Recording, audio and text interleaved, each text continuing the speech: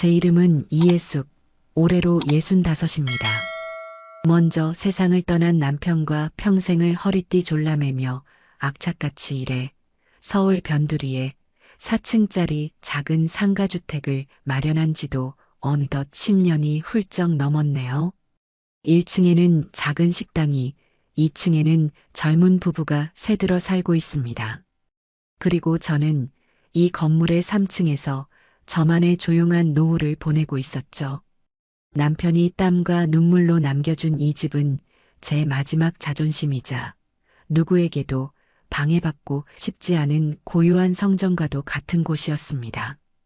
바로 위층인 4층은 얼마 전까지 학생 둘이 자취를 하다가 졸업과 동시에 방을 빼서 한동안 비어있는 상태였어요.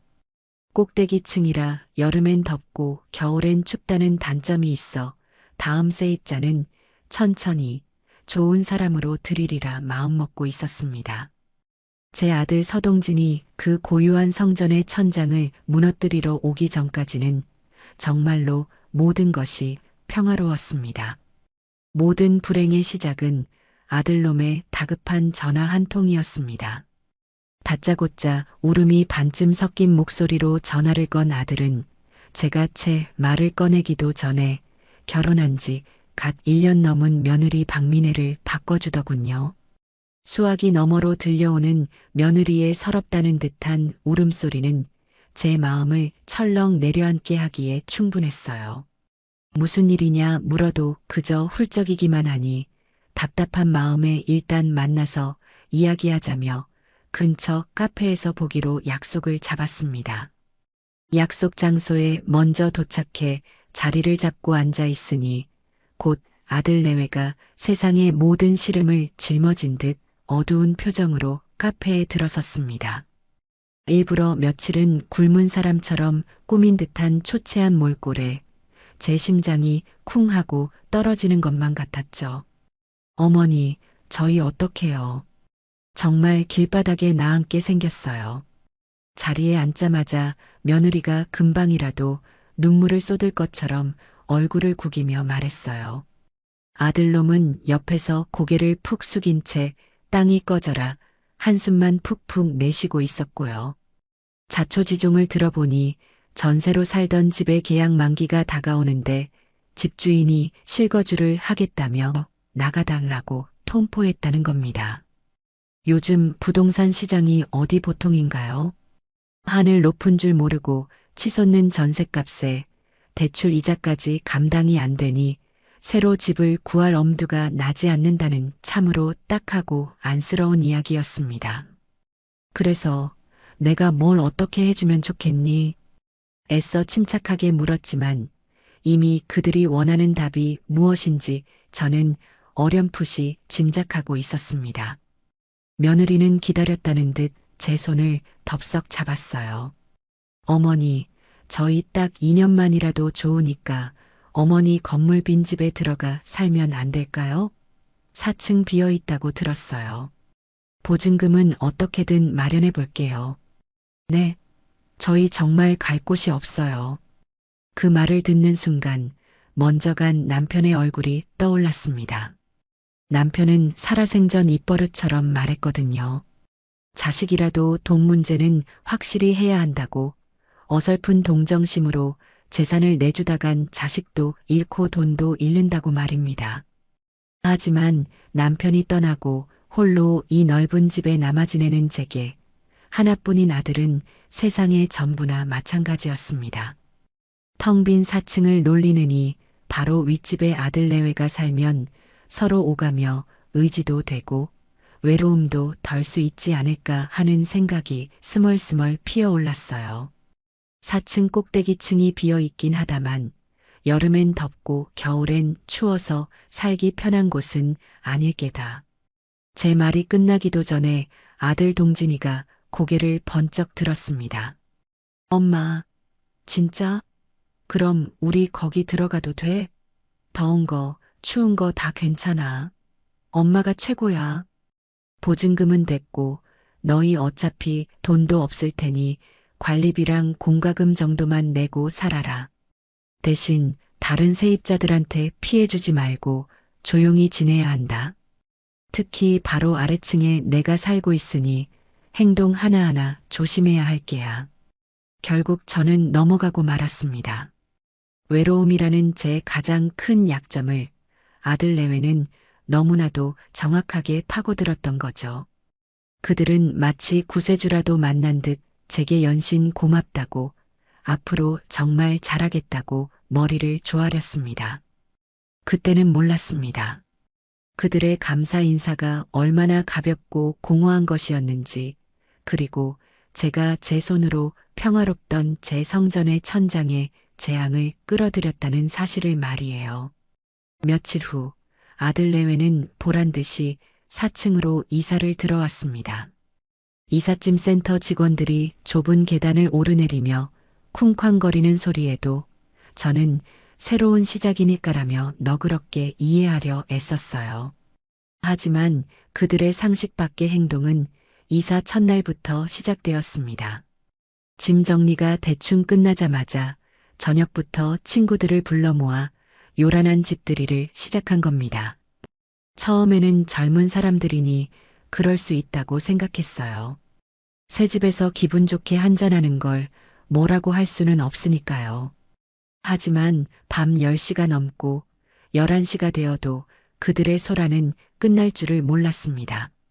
제 머리 바로 위 천장에서 심장을 울리는 쿵쿵거리는 음악 소리와 뭐가 그리 재미있는지 깔깔거리며 터져나오는 웃음소리가 그대로 울려 퍼졌습니다. 발 뒤꿈치로 바닥을 찍으며 걷는 발소리는 마치 제 머리 위를 직접 짓밟는 것처럼 느껴져 머리가 지끈거리기 시작했죠. 거실 천장에 달린 제 등기구가 미세하게 흔들리는 것을 보며 저는 한숨을 내쉬었습니다. 바로 아래층에 사는 제 존재는 아예 안중에도 없는 듯 했습니다. 결국 참다 못해 인터폰을 들었습니다. 4층으로 연결된 버튼을 누르자 한참 만에 시끄러운 음악 소리와 함께 아들의 목소리가 들려왔어요. 동진아, 너무 시끄럽구나. 시간이 늦었으니 이제 그만 정리하는 게 좋지 않겠니? 천장이 다 울린다. 아, 엄마. 죄송해요. 저희도 거의 끝나가요. 조금만 더 놀고 조용히 할게요. 아들의 건성적인 대답이 돌아왔지만 그 후로도 1시간 넘게 소음은 계속되었습니다. 마치 제 인내심을 시험이라도 하는 것 같았죠. 겨우 소란이 잦아든 것은 새벽 1시가 다 되어서였습니다. 저는 지끈거리는 머리를 부여잡고 겨우 잠이 들었습니다. 다음 날 아침 현관문을 열어본 저는 할 말을 잃고 말았어요. 3층 제 집에서 4층으로 올라가는 계단과 복도에는 담배꽁초와 과자 부스러기, 심지어는 술이 엎질러진 자국까지 선명했습니다. 마치 태풍이 휩쓸고 지나간 듯한 모습이었죠. 한숨을 푹 내쉰 저는 결국 아무 말 없이 빗자루와 걸레를 들고 그들이 남긴 흔적을 치워야 했습니다. 첫날이니까 앞으로는 안 그러겠지. 그렇게 스스로를 다독였지만 그건 저의 어리석은 착각일 뿐이었습니다. 그날 이후 며느리 미네의 본격적인 아랫집 시어머니 이용법이 시작되었습니다. 시어머니인 제가 당하는 기상천외한 시집살이였죠. 아침에 눈을 뜨면 며느리에게서 온 메시지가 저를 기다리고 있었습니다. 어머님, 굿모닝. 오늘 아침은 뭘로 드세요? 저희는 밥하기 귀찮은데. 어머님, 저장 보러 가야 하는데 뭐 필요하신 거 없으세요? 아, 나오는 길에 4층 저희 집 세탁소 옷 좀 찾아다 주시면 안 될까요? 처음에는 며느리의 싹싹함이라고 생각했습니다. 하지만 시간이 지날수록 요구는 점점 더 노골적이고 당연하게 변해갔어요. 반찬을 얻어가는 것을 시작으로 아예 식사 때가 되면 슬그머니 3층 제 집으로 내려와 밥상에 숟가락을 얹는 날이 많아졌습니다. 제 부엌은 어느새 그들의 전용 식당이 되어버렸죠.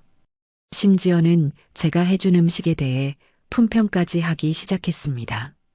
어머님, 이번에 담그신 김치는 좀 덜 익은 것 같아요. 다음에는 푹 익혀주세요. 저는 멸치볶음은 좀 달달한 게 좋은데 이건 너무 짜네요. 기가 막혔지만 며느리의 밉살스러운 말에도 아들놈은 제 편을 들어주지 않았습니다.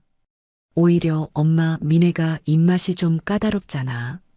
그냥 너그럽게 이해해줘라며 며느리를 감싸기 바빴죠. 마치 제가 그들의 요구를 들어주는 것이 당연하다는 듯한 태도였습니다. 그들은 저를 더 이상 어머니나 건물주로 생각하지 않는 것 같았어요. 그저 자신들이 필요할 때마다 뭐든지 제공해주는 편리한 아랫집 비서 정도로 여기는 듯 했습니다. 하루는 제가 몸살 기운이 있어 종일 자리에 누워 있었습니다. 저녁 시간이 다 되어 겨우 일어나 죽을 끓여 먹고 있는데 뻔뻔하게도 며느리에게서 전화가 걸려왔어요. 어머님, 저녁 식사하셨어요? 저희 오늘 저녁은 뭐예요? 나 오늘 몸이 안 좋아서 너희끼리 알아서 챙겨 먹어라. 네. 그럼 저희는 뭐 먹어요? 어머님이 아프시면 저희는 굶으라는 말씀이세요? 동진 씨는 엄마 밥 아니면 잘 안 먹는 거 아시잖아요. 수화기 너머로 들려오는 며느리의 원망 섞인 목소리에 저는 순간 제 귀를 의심했습니다. 아픈 시어머니를 걱정하기는커녕 당장 자신들의 저녁 식사를 걱정하는 며느리의 이기심에 말문이 막혔죠. 결국 저는 아무 대답도 하지 못하고 전화를 끊어버렸습니다.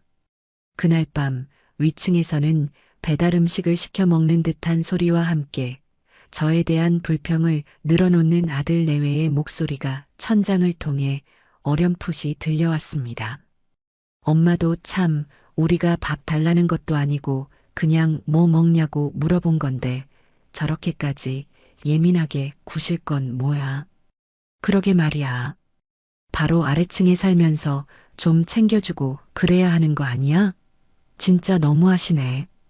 그들의 대화를 들으며 저는 이불을 머리끝까지 뒤집어 쓴 채 조용히 눈물을 삼켜야 했습니다.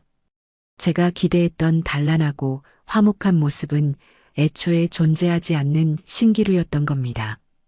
제 선의와 배려는 그들에게 당연한 권리가 되어 있었고 저는 그저 그들의 편안한 삶을 위해 희생해야 하는 존재로 전락해버렸습니다. 남편의 유언과도 같았던 말이 그 어느 때보다 아프게 귓가를 맴돌았습니다. 제 손으로 들인 아들 내외가 제 평화로운 성전의 천장을 조금씩 아주 잔인하게 무너뜨리고 있었습니다. 그리고 그것은 앞으로 닥쳐올 더 큰 불행의 서막에 불과했습니다. 이사 첫날에 요란했던 집들이는 앞으로 닥쳐올 소음 지옥의 서막에 불과했습니다. 그날 이후 제 머리 위 4층은 단 하루도 잠잠할 날이 없었어요. 아들 내외는 마치 자신들의 발 아래 세상에서 가장 예민한 시어머니가 살고 있다는 사실을 완전히 잊어버린 것처럼 행동했습니다. 낮에는 그나마 괜찮았어요. 저도 활동하는 시간이고 생활 속에서 발생하는 소음이야 어느 정도 이해할 수 있었으니까요. 하지만 온 세상이 고요 속에 잠기는 깊은 밤이 되면 4층은 마치 잠들지 않는 유흥가처럼 변하곤 했습니다. 제 평화롭던 밤은 그렇게 산산조각 나기 시작했죠. 어느 날 밤에는 규칙적으로 제 천장을 강타하는 묵직한 굉음 때문에 잠에서 깼습니다. 쿵, 쿵, 쿵, 쿵. 일정한 간격으로 아주 묵직한 무언가가 바닥을 내리치는 듯한 소리였어요.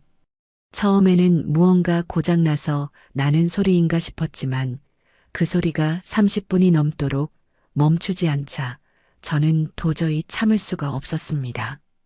거실 천장에 매달린 등기구가 소리에 맞춰 미세하게 흔들리는 것을 보니 더는 모른 척할 수가 없었죠.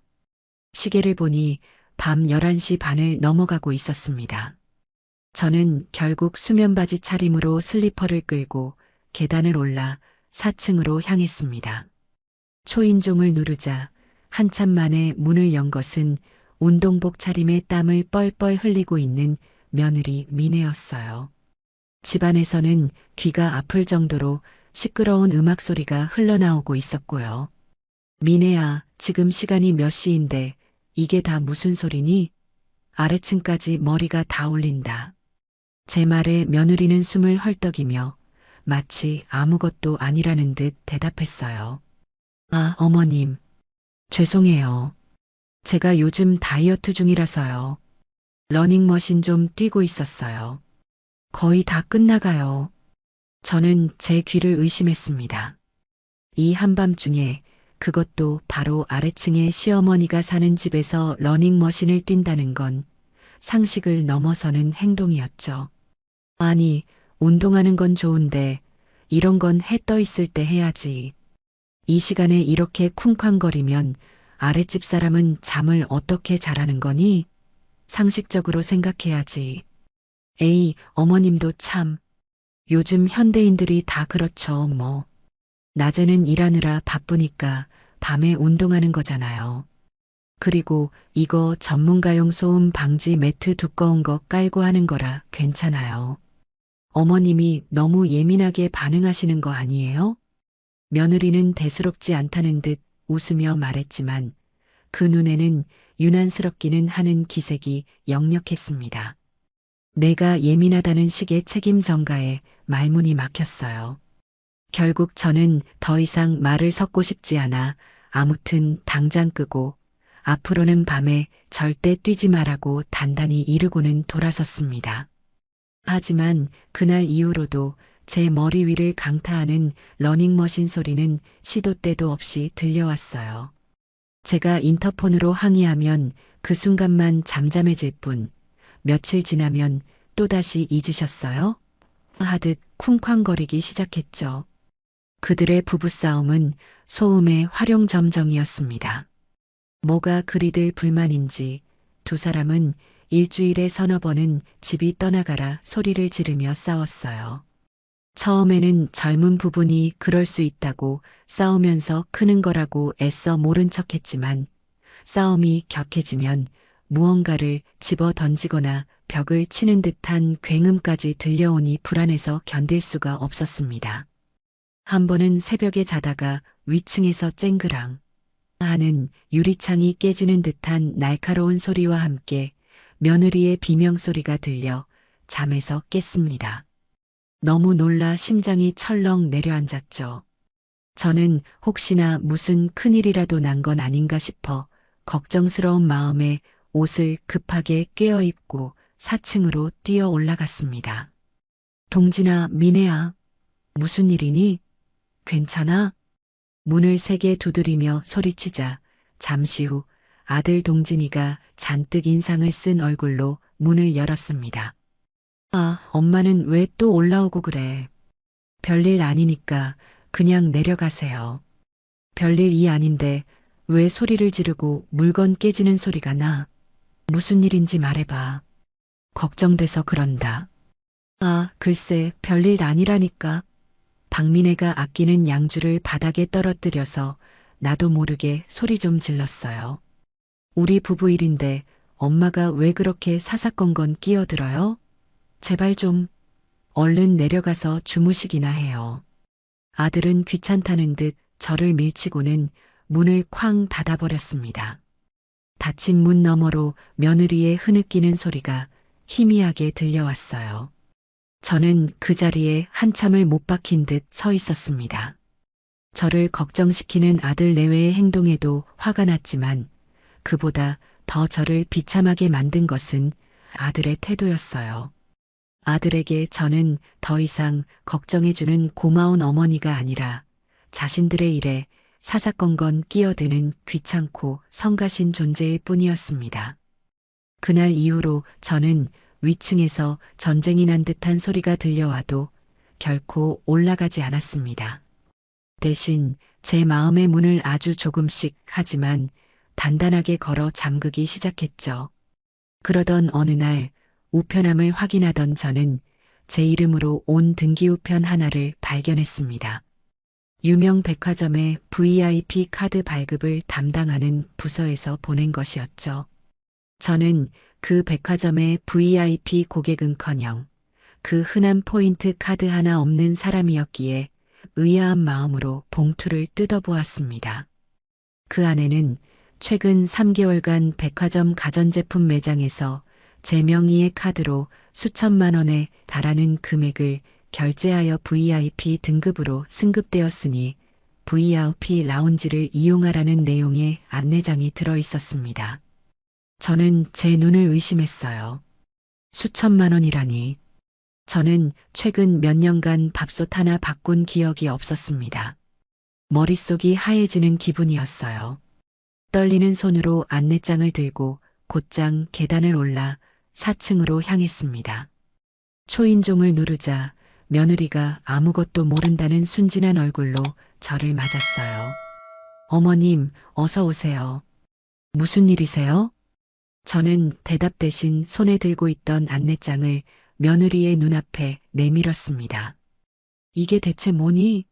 나는 이 백화점에서 물건을 산 적이 없는데 왜 내 이름으로 이런 게 배달된 거지? 수천만 원이라니 이게 무슨 소리야? 안내장을 본 며느리의 얼굴이 순간 굳어지는가 싶더니 이내 아무렇지 않다는 듯 생긋 웃으며 말했습니다. 아, 그거요? 저희가 산 거예요. 어머님 카드로요. 뭐, 너희가 샀다고? 누구 마음대로 내 카드를 가지고 그런 짓을 해. 당장 취소하지 못해? 저는 너무나도 황당하고 어이가 없어서 저도 모르게 언성이 높아졌습니다. 하지만 며느리는 조금도 미안한 기색 없이 오히려 제가 이상하다는 듯한 표정을 지었어요. 어머님, 왜 그렇게 화를 내세요? 저희가 결혼할 때 혼수도 제대로 못 해와서 필요한 가전제품 좀 산 거예요. 어머님 지갑에 카드 있길래 잠시 빌린 것뿐인데 뭘 그렇게까지. 잠시 빌려?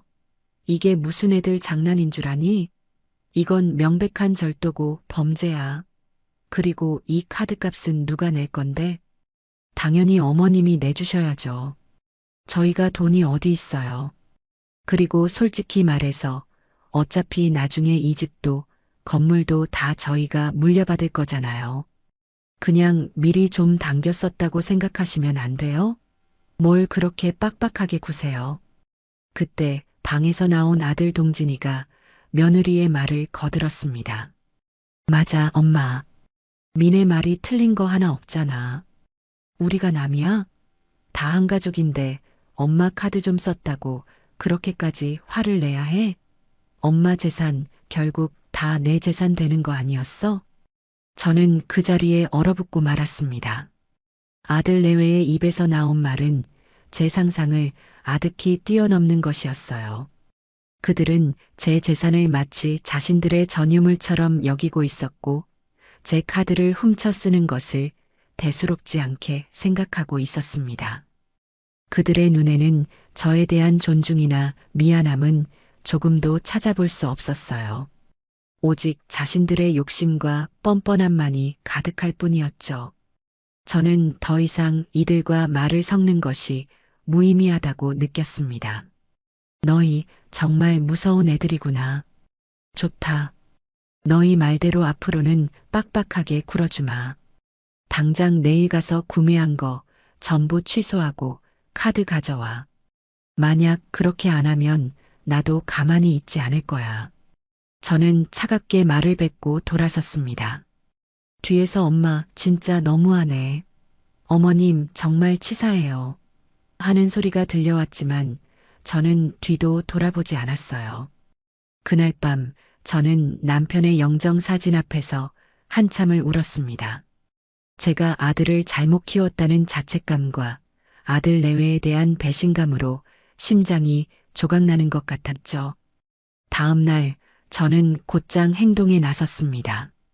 아들 내외가 제 돈을 도둑질했다는 사실을 알게 된 이상 더 이상 그들에게 어떤 온정도 베풀고 싶지 않았어요.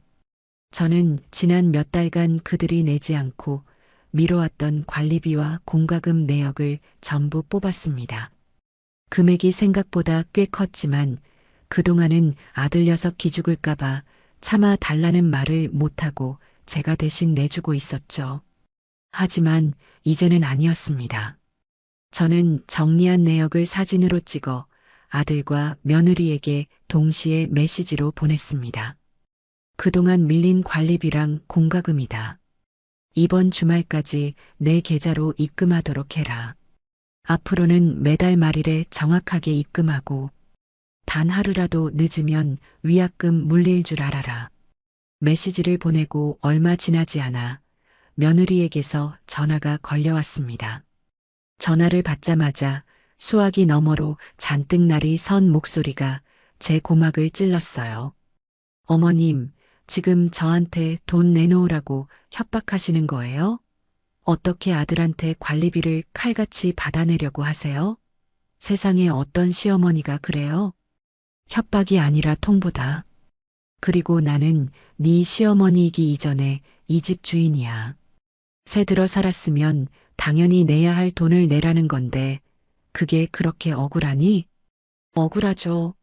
저희가 무슨 생판남이에요? 보증금도 안 받고 살게 해주셨을 땐 언제고 이제 와서 돈 몇 푼 가지고 이렇게 저희를 몰아세우세요? 어머님답지 않게 왜 이렇게 돈을 밝히세요? 정말 치사해요. 치사하다는 며느리의 말에 저는 실소를 터뜨리고 말았습니다. 제 돈을 훔쳐 수천만 원짜리 가전제품을 사놓고 카드값을 떠넘기려던 자들의 입에서 나올 말은 아니었죠. 그래, 나 치사하다. 그러니까 너희도 더 이상 내 아들, 며느리인 척하지 말고 그냥 이 집 세입자답게 굴어. 내야 할 돈 제때 내고 지켜야 할 규칙 지키면서 조용히 살아. 그게 싫으면 당장 이 집에서 나가면 되고. 저는 제 말만 하고 전화를 끊어버렸습니다. 속이 부글부글 끓어올랐지만 한편으로는 후련하기도 했어요. 드디어 제 감정을 숨기지 않고 그들에게 할 말을 다 했으니까요. 물론 이것이 그들과의 관계가 돌이킬 수 없는 강을 건넜다는 신호탄이라는 것을 저는 이미 예감하고 있었습니다. 그들은 더 이상 제가 사랑으로 품어야 할 자식들이 아니었어요. 그저 제 재산을 축내고 제 평화를 위협하는 반드시 정리해야 할 문제 세입자일 뿐이었습니다. 관리비 문제로 한바탕 전쟁을 치른 후 집안에는 냉랭한 기운이 감돌았습니다. 아들 내외는 제 집인 3층으로 내려오는 발길을 완전히 끊었고 저와 마주치는 것을 의도적으로 피하는 듯 했어요. 저 또한 그들의 얼굴을 보고 싶지 않았기에 차라리 잘된 일이라고 생각했습니다. 하지만 그들이 저를 피한다고 해서 천장에서 울려 퍼지는 소음까지 사라진 것은 아니었습니다. 오히려 그들은 보복이라도 하듯 이전보다 더욱 기승을 부리며 밤낮을 가리지 않고 소음을 만들어냈죠.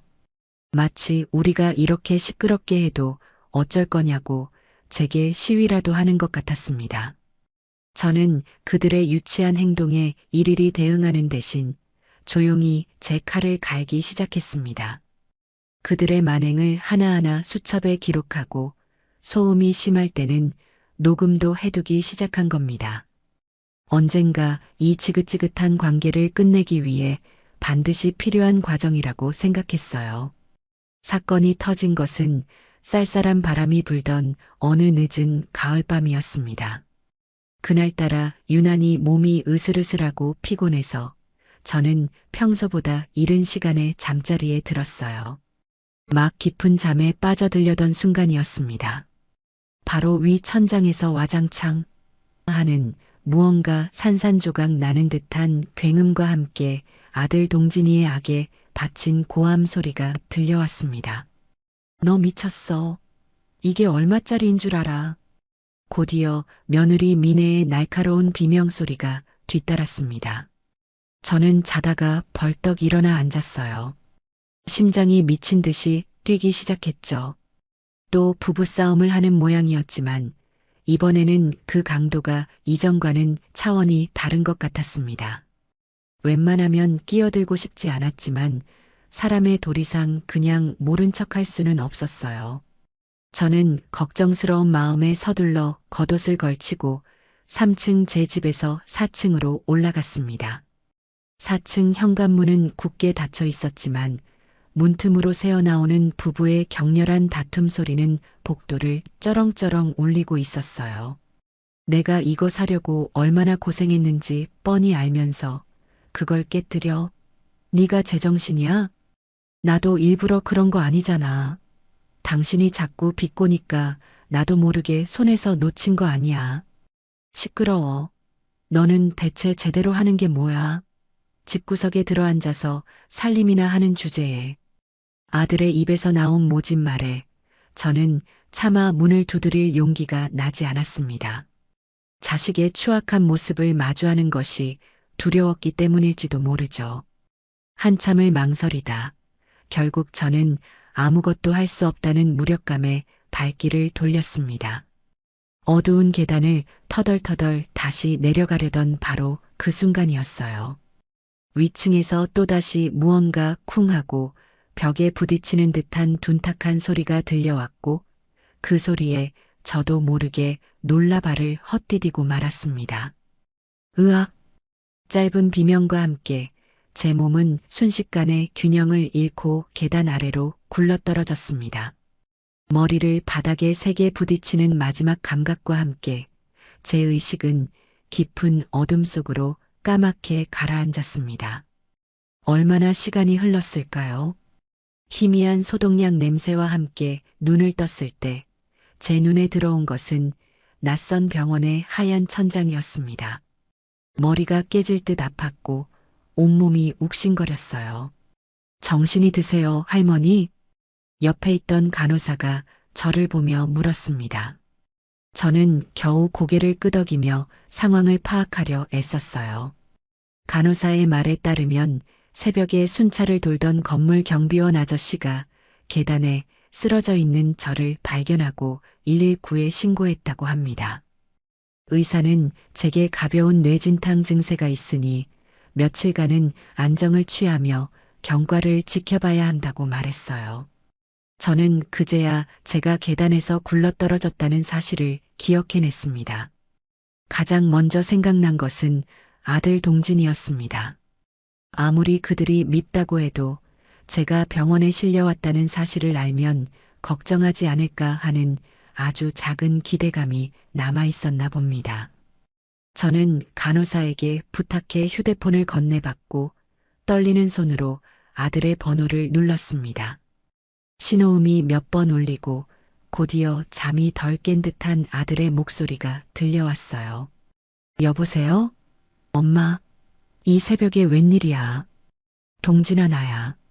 나 지금 병원이다. 어젯밤에 계단에서 넘어져서. 병원? 병원은 왜? 어디 다쳤어?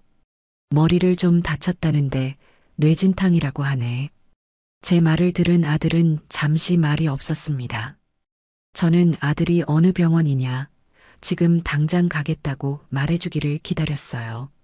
하지만 수화기 너머로 들려온 아들의 대답은 제 마지막 기대를 산산조각 내버렸습니다. 아, 그래. 심각한 건 아니고. 하필이면 오늘 중요한 아침 회의가 있는데. 알았어, 엄마. 일단 내가 지금은 바쁘니까 나중에 시간 되면 전화할게.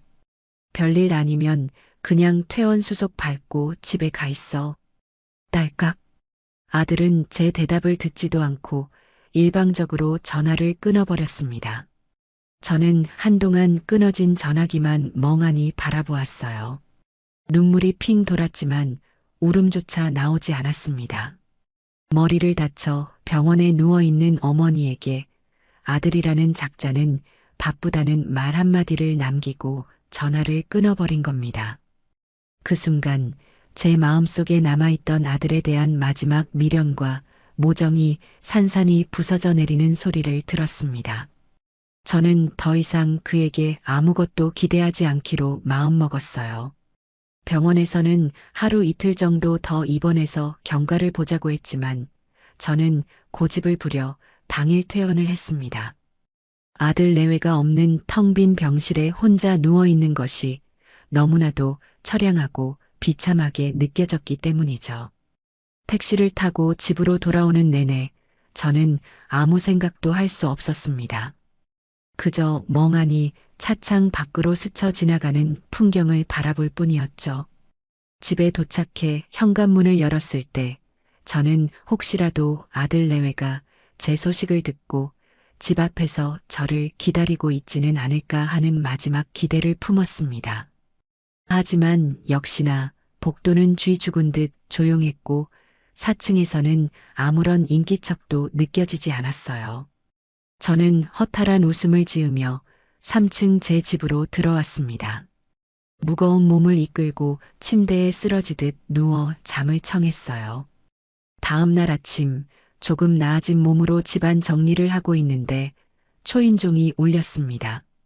문을 열어보니 2층에 사는 새댁이 걱정스러운 얼굴로 서 있었어요. 그녀의 손에는 따뜻한 호박죽이 담긴 그릇이 들려 있었죠. 어머니, 어젯밤에 구급차 소리가 나서 깜짝 놀랐어요.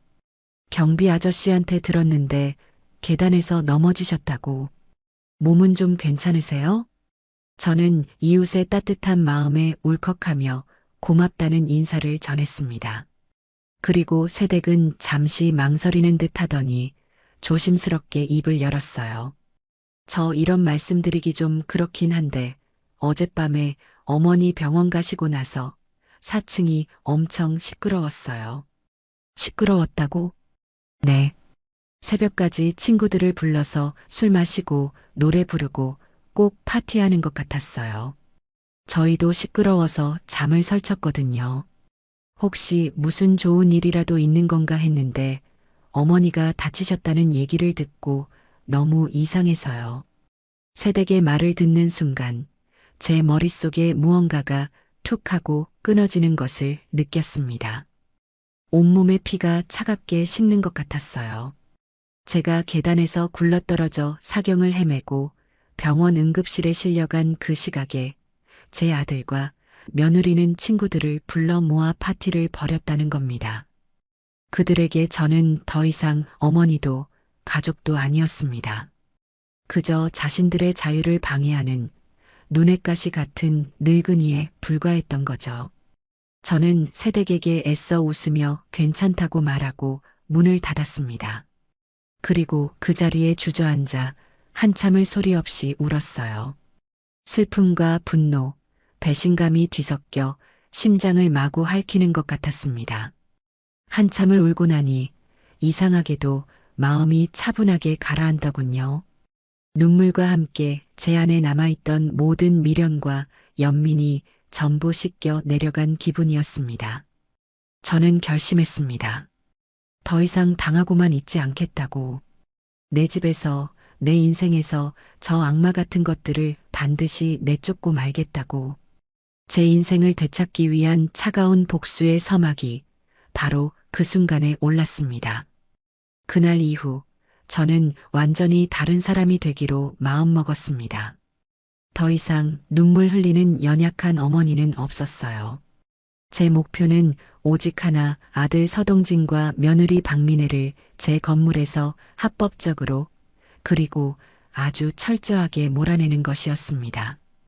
감정적으로 맞서봐야 그들의 뻔뻔함만 더 키워줄 뿐이라는 것을 깨달았기 때문에 저는 이성적이고 냉철하게 움직이기로 했죠. 가장 먼저 한 일은 수소문 끝에 부동산 관련 소송에서 승소율이 높기로 유명한 변호사를 찾아간 것이었습니다. 변호사 사무실에 무거운 문을 열고 들어서자 중년의 남자 변호사가 저를 맞았습니다. 저는 상담실에 앉아 처음 아들 내외가 이 집에 들어오던 날부터 시작해 그동안 그들이 저질렀던 모든 만행들을 하나도 빠짐없이 털어놓았습니다. 층간소음, 명의도용을 동반한 절도, 폭언, 그리고 결정적으로 제가 쓰러졌던 날 밤의 일까지. 제 이야기를 듣는 내내 변호사는 심각한 표정으로 고개를 끄덕이며 꼼꼼하게 메모를 했습니다.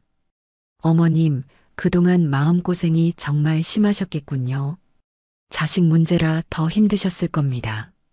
변호사의 위로에 잠시 울컥했지만 저는 곧 마음을 다잡고 본론을 물었습니다. 변호사님, 저는 저들을 제 집에서 내보내고 싶습니다. 가능할까요? 물론입니다. 임대차 계약서가 없다고 해도 구두계약 또한 계약의 효력을 가집니다. 하지만 아드님 내외는 월세나 관리비를 제대로 납부하지 않았고 소음을 유발하는 등 세입자로서의 의무를 다하지 않았습니다. 계약 해지 사유는 충분하고도 남습니다. 다만 법적으로 확실하게 처리하기 위해서는 감정에 호소하기보다 명확한 증거를 수집하는 것이 가장 중요합니다. 변호사는 제게 앞으로 해야 할 일들을 차근차근 설명해 주었습니다. 첫째, 층간소음이 발생할 때마다 날짜와 시간을 기록하고 소음의 정도를 객관적으로 알 수 있도록 동영상이나 녹음 파일로 남겨둘 것. 둘째, 그들과의 대화는 가급적 문자로 남겨 감정적인 발언의 증거를 확보할 것. 셋째, 앞으로 발생하는 모든 금전적인 요구는 단호하게 거절하고 그동안의 피해에 대한 손해배상을 청구할 준비를 할 것. 변호사와의 상담을 마치고 사무실을 나오는 제 발걸음은 그 어느 때보다 가벼웠습니다. 막막하기만 했던 제 싸움에 든든한 무기가 생긴 기분이었죠. 그날부터 저는 변호사의 조언에 따라 치밀하게 움직이기 시작했습니다. 우선 성능 좋은 녹음 기능이 있는 최신형 스마트폰을 새로 구입했습니다. 그리고 위층에서 소음이 발생할 때마다 저는 조용히 녹음 버튼을 눌렀어요. 밤늦게 울리는 러닝머신 소리, 부부싸움을 하며 지르는 고함 소리, 심지어는 저에 대해 험담하는 소리까지 그들의 모든 소음은 제 스마트폰에 차곡차곡 증거로 쌓여갔습니다. 증거를 모으는 것과 동시에 저는 그들에게 최후 통첩을 날리기로 결심했습니다.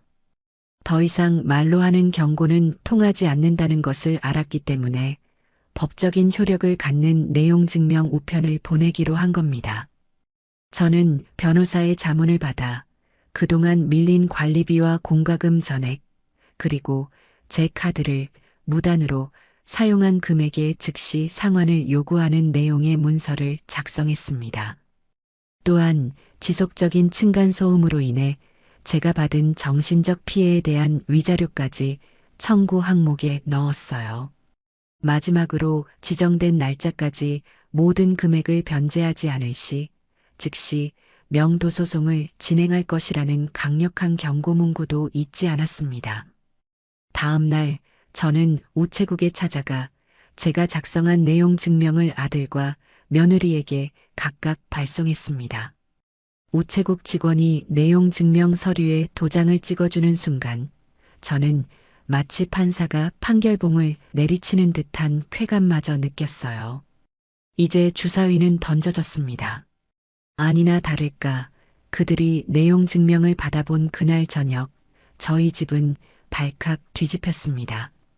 아들 동진이가 얼굴이 시뻘개진 채로 4층에서 3층으로 뛰어내려와 저희 집 현관문이 부서져라 두드리기 시작했어요. 엄마, 문 열어. 당장 문 열어. 저는 조금도 당황하지 않고 침착하게 현관문을 열었습니다. 문이 열리자마자 아들은 손에 든 내용 증명 서류를 제 얼굴 앞에 흔들며 고함을 질렀어요. 이게 다 뭐야? 엄마, 진짜 미쳤어? 어떻게 아들한테 이런 걸 보낼 수가 있어? 명도소송? 손해배상? 엄마가 우리한테 어떻게 이럴 수가 있냐고. 아들의 분노에 찬 고함 소리에도 저는 눈 하나 깜짝하지 않았습니다. 오히려 그를 차가운 눈으로 똑바로 쳐다보며 말했죠. 나는 네 엄마이기 이전에 이 건물의 주인이다. 너희는 내 건물에 새 들어 사는 세입자고, 세입자가 월세도 안 내고 집주인에게 피해를 끼쳤으면 집주인은 당연히 법적인 조치를 취할 권리가 있는 거야. 세입자? 우리가 언제부터 세입자였어? 그리고 우리가 언제 엄마한테 피해를 줬다고 그래? 피해를 안 줬다고? 너희가 밤낮 없이 쿵쾅거리는 소리 때문에 내가 잠을 설치고 너희가 싸우는 소리에 내가 불안에 떨어야 했던 건 피해가 아니니? 내 카드를 훔쳐서 빚을 만들어 놓은 건 피해가 아니고 결정적으로 내가 너희 때문에 계단에서 굴러떨어져 병원에 실려갔을 때 너희는 위층에서 파티를 벌였지. 그것도 피해가 아니라고 말할 셈이야? 제 말에 아들은 순간 말문이 막힌 듯 입을 꾹 다물었습니다. 제가 모든 것을 알고 있다는 사실에 당황한 기색이 역력했죠. 하지만 그것도 잠시 그는 다시 적반하장으로 나오기 시작했습니다. 그거는 아무튼 그래도 그렇지. 어떻게 가족끼리 법으로 해결하려고 해? 엄마는 피도 눈물도 없어? 우리가 돈이 어디 있다고 이 큰 돈을 당장 갚으라는 거야. 이건 그냥 우리 보고 집에서 나가 죽으라는 소리잖아. 아들은 감정에 호소하며 저를 매정하고 독한 어머니로 몰아가려 했습니다. 예전에 저였다면 아들의 그 눈물 섞인 호소에 또다시 마음이 약해졌을지도 모릅니다. 하지만 이제 저는 더 이상 과거의 제가 아니었어요. 저는 아들을 향해 제 인생에서 가장 차갑고 단호한 목소리로 선언했습니다. 그래, 나가라. 이 집에서. 그리고 나는 더 이상 너희들의 엄마가 아니라 이 집의 건물주일 뿐이다. 그러니 앞으로 나를 엄마라고 부르지 마. 서동진 씨, 박민혜 씨, 두 분은 이제부터 그냥 제 골칫덩어리 세입자일 뿐이니까. 제 입에서 나온 서동진 씨라는 호칭에 아들의 얼굴은 충격과 분노로 일그러졌습니다. 그는 무어라 더 소리치려 했지만 저는 그의 말을 들을 가치도 없다는 듯 그의 눈앞에서 현관문을 소리나게 닫아버렸습니다.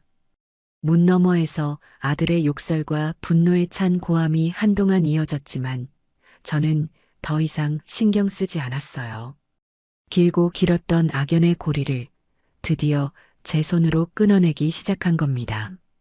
제가 보낸 내용 증명이라는 법의 무게가 실린 서류 한 장은 그들의 오만방자한 성벽에 균열을 내기에 충분했던 모양입니다.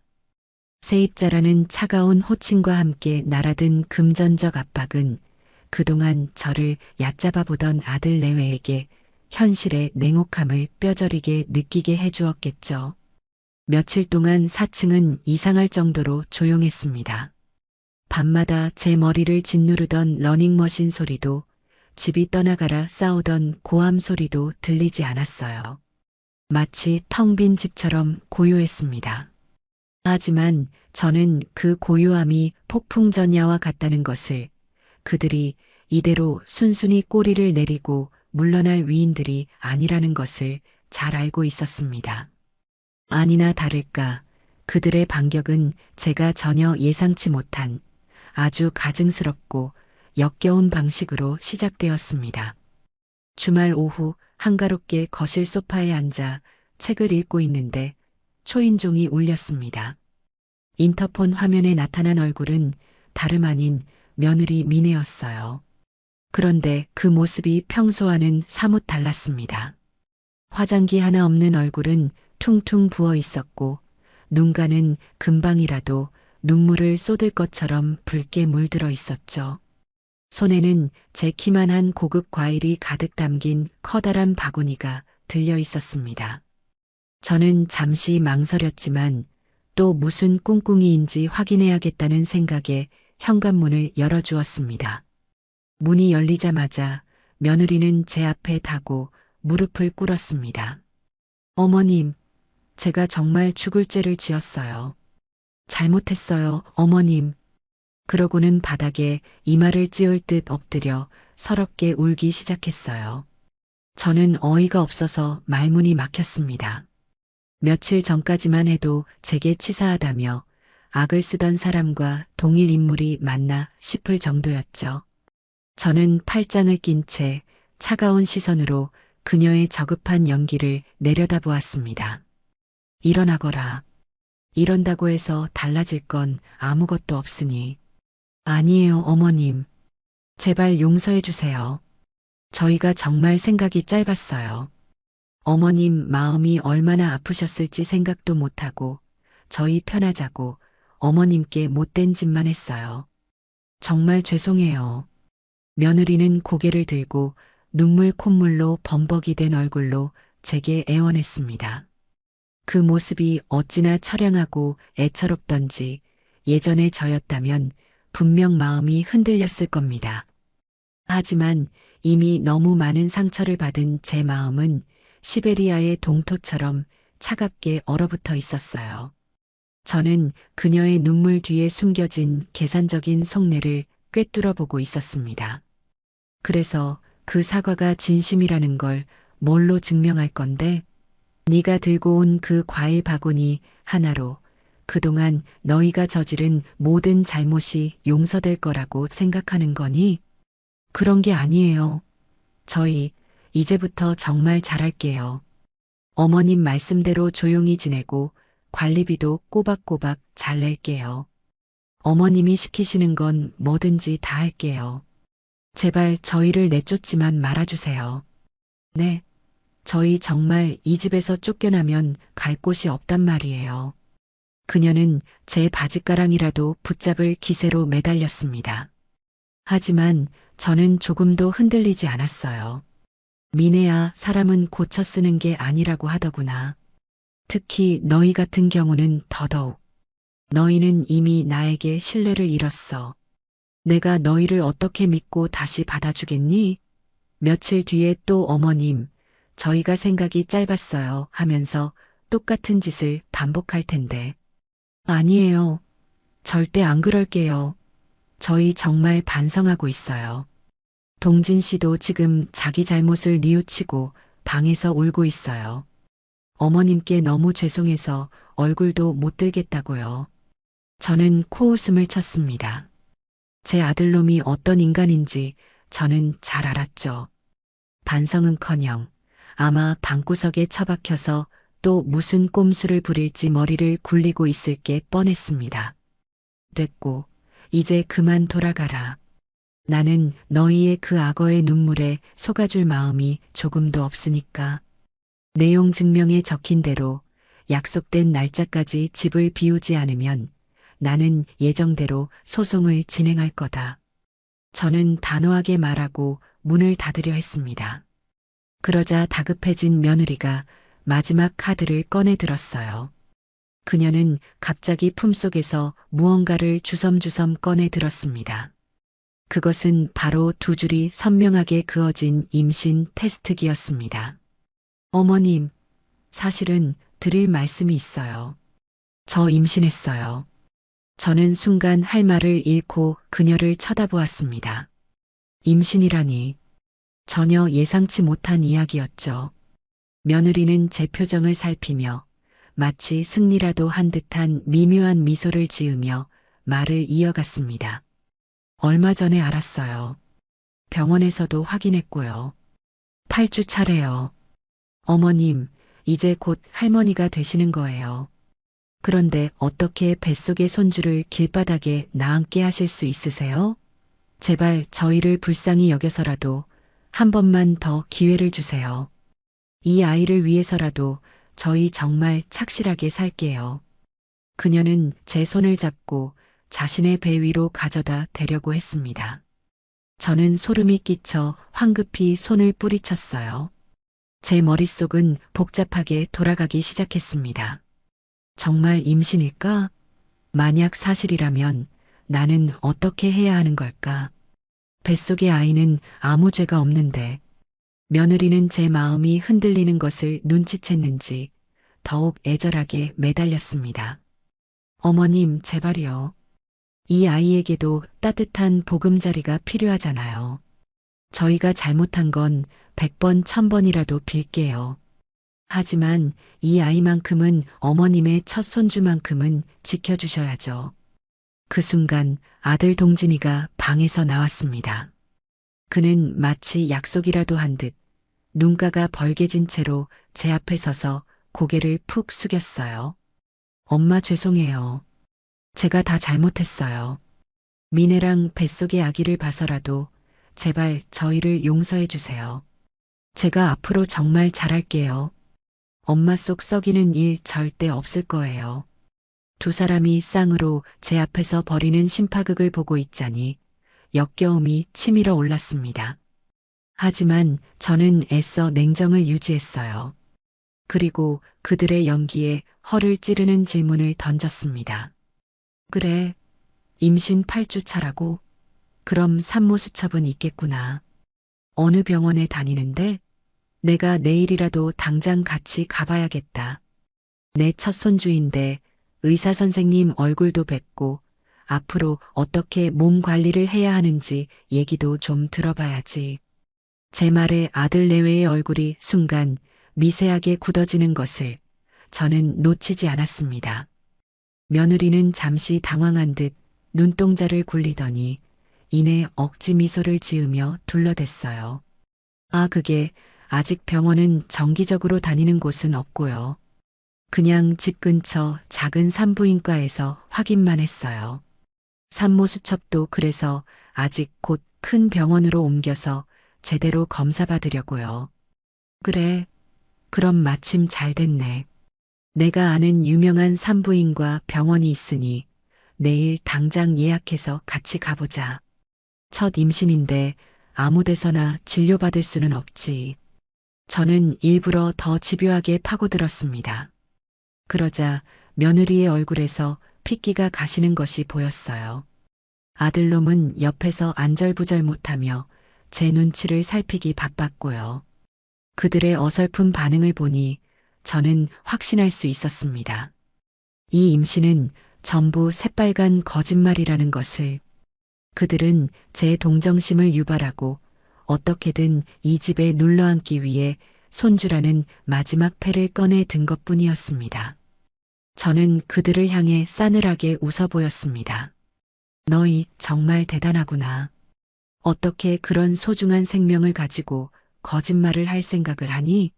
너희의 그 더러운 목적을 위해서라면 있지도 않은 아기까지 만들어낼 수 있는 거구나.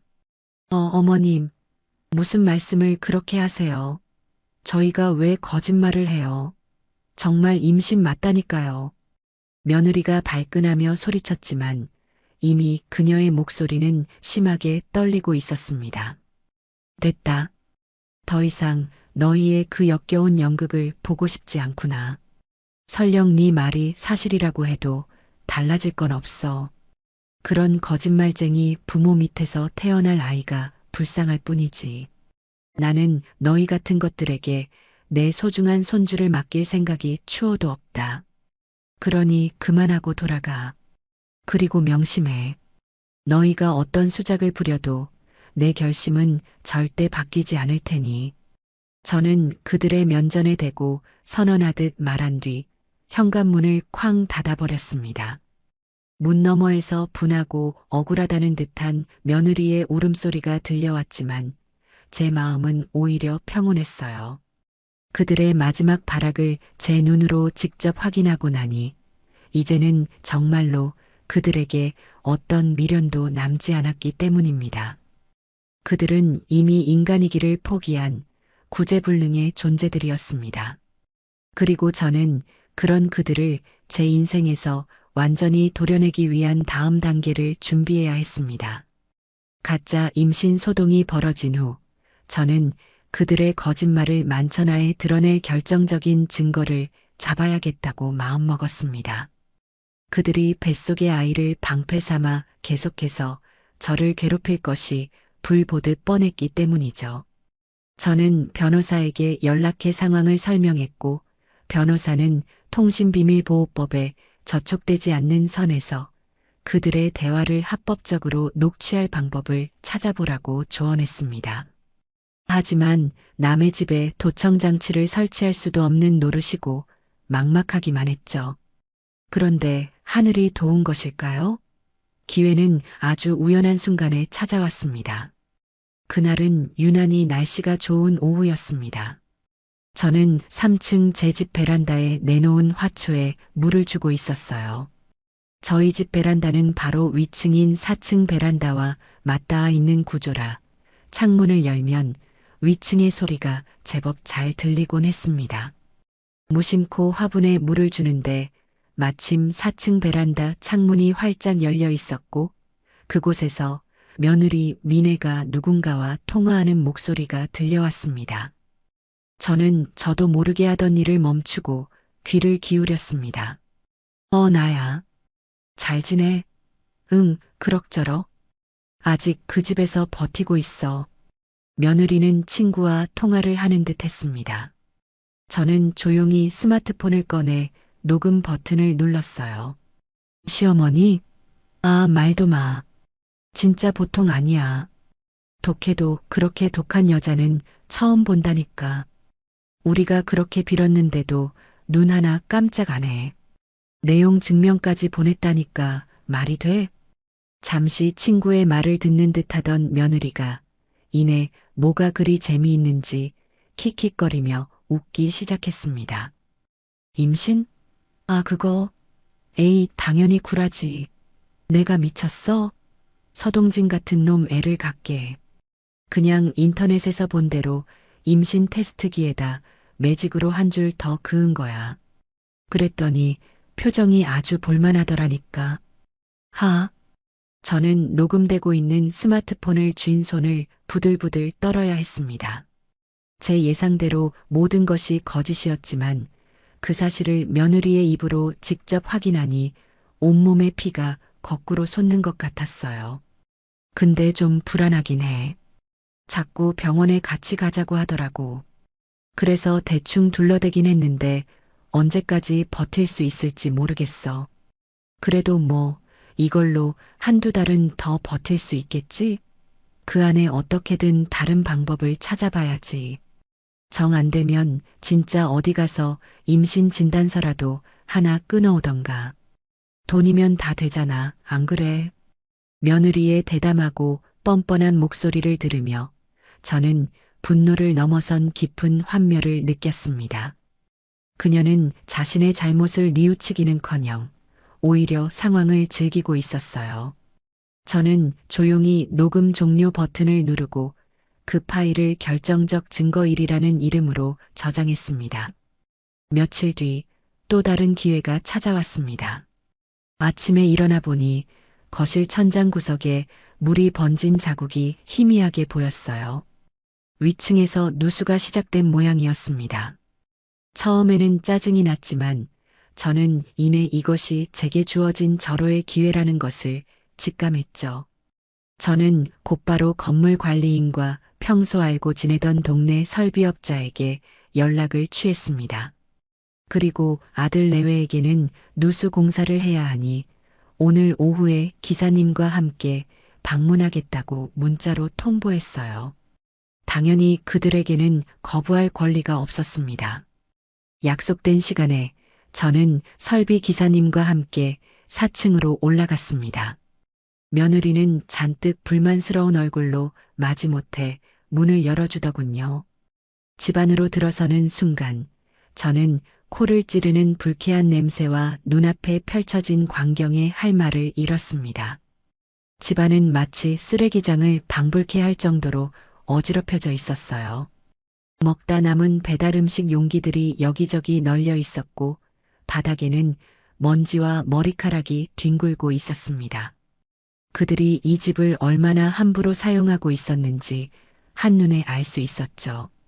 설비 기사님은 곧장 누수의 원인이 된 화장실로 향했습니다. 한참을 여기저기 살펴보던 기사님이 미간을 찌푸리며 저를 불렀어요. 사모님, 이거 좀 보셔야겠습니다. 상태가 생각보다 심각한데요. 기사님이 가리키는 곳을 본 저는 제 눈을 의심했습니다. 화장실 바닥 타일은 여러 군데가 깨져 있었고 세면대에는 금이 가 있었습니다. 심지어 변기는 제대로 고정되지 않았는지 살짝 흔들리기까지 했어요. 아니, 이게 다 어떻게 된 겁니까? 제가 알기로는 입주 전에 전부 새 것으로 교체했던 건데요. 글쎄요. 보아하니 뭘로 세게 내리치거나 충격을 준 것 같습니다. 그리고 누수의 직접적인 원인은 배관 노후가 아니라 저분들이 임의로 샤워기 위치를 바꾸면서 방수층을 손상시킨 것 같네요. 이건 명백한 세입자 과실입니다. 저는 말문이 막혔습니다. 설비 기사님이 집안을 둘러보며 추가로 지적한 문제점들은 더욱 가관이었어요. 거실과 안방 사이의 가벽은 허락도 없이 철거되어 있었고 그 때문에 천장 일부가 살짝 내려앉아 있었습니다. 벽지 곳곳에는 정체를 알 수 없는 얼룩과 낙서가 가득했고 붙박이장 문짝 하나는 경첩이 부서진 채 위태롭게 달려 있었죠. 그들은 제 집을 자신들의 소유인 양 마음대로 부수고 망가뜨리고 있었던 겁니다. 저는 조용히 스마트폰을 꺼내 그 모든 파손의 흔적들을 하나도 빠짐없이 사진으로 찍기 시작했습니다. 찰칵, 찰칵하는 셔터 소리가 울릴 때마다 며느리의 얼굴은 점점 더 하얗게 질려갔어요. 어머님, 지금 뭐 하시는 거예요? 뭐 하긴. 증거 수집하는 중이다.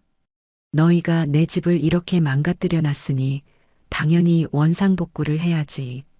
수리비가 만만치 않게 나오겠구나. 물론 이 모든 비용은 너희가 이 집에서 나갈 때 보증금 대신 정산하게 될 거다. 저는 일부러 보증금이라는 말을 꺼냈습니다. 그들은 애초에 보증금 한 푼 내지 않고 이 집에 들어왔으니 결국 모든 수리비를 빚으로 떠안게 될 거라는 의미였죠. 제 말에 며느리는 아무 대꾸도 하지 못하고 입술만 파르르 떨고 있었습니다. 저는 기사님께 상세한 피해 내역과 수리 견적서를 요청하고 그날 찍은 수십 장의 사진들을 결정적 증거위로 저장했습니다. 그리고 마침내 이 모든 싸움에 종지부를 찍을 마지막 퍼즐 조각을 손에 넣게 되었습니다. 바로 제가 계단에서 굴러떨어졌던 그날 밤의 CCTV 영상이었죠. 저는 혹시나 하는 마음에 건물 경비실을 찾아갔습니다. 다행히 저희 건물은 복도와 계단에 CCTV가 설치되어 있었고 영상은 한 달간 보관된다고 했어요. 저는 저를 발견해 주셨던 경비 아저씨에게 자초지종을 설명하고 그날 밤의 영상을 보여달라고 정중하게 부탁했습니다. 경비 아저씨는 제 사정을 딱하게 여기셨는지 흔쾌히 영상을 찾아주셨어요. 저는 떨리는 마음으로 경비실 모니터를 응시했습니다. 화면 속에는 제가 아들 내외의 싸움 소리를 듣고 4층으로 올라갔다가 다시 힘없이 발길을 돌리는 모습이 보였습니다. 그리고 잠시 후 제가 발을 헛디뎌 계단 아래로 굴러떨어지는 끔찍한 장면이 재생되었어요. 저는 차마 그 모습을 끝까지 보지 못하고 눈을 질끈 감았습니다. 잠시 후 경비 아저씨의 나지막한 탄식 소리가 들렸습니다. 아이고 저런. 제가 다시 눈을 떴을 때 화면에는 믿을 수 없는 광경이 펼쳐지고 있었습니다. 제가 쓰러지고 얼마 지나지 않아 4층 현관문이 살짝 열렸습니다. 문틈으로 아들 동진이와 며느리 미네의 얼굴이 나타났어요. 그들은 계단 아래에 쓰러져 미동도 없는 저를 잠시 내려다보았습니다. 저는 혹시라도 그들이 놀라서 달려와 줄 거라고 아주 잠시나마 기대했습니다. 하지만 그 기대는 여지없이 박살났습니다. 영상 속에서 아들이 며느리에게 뭐라고 작게 속삭이는 소리가 녹음되어 있었어요. 아씨, 귀찮게 됐네. 괜히 우리랑 엮이면 골치 아파지니까 그냥 못 본 척하고 들어가자.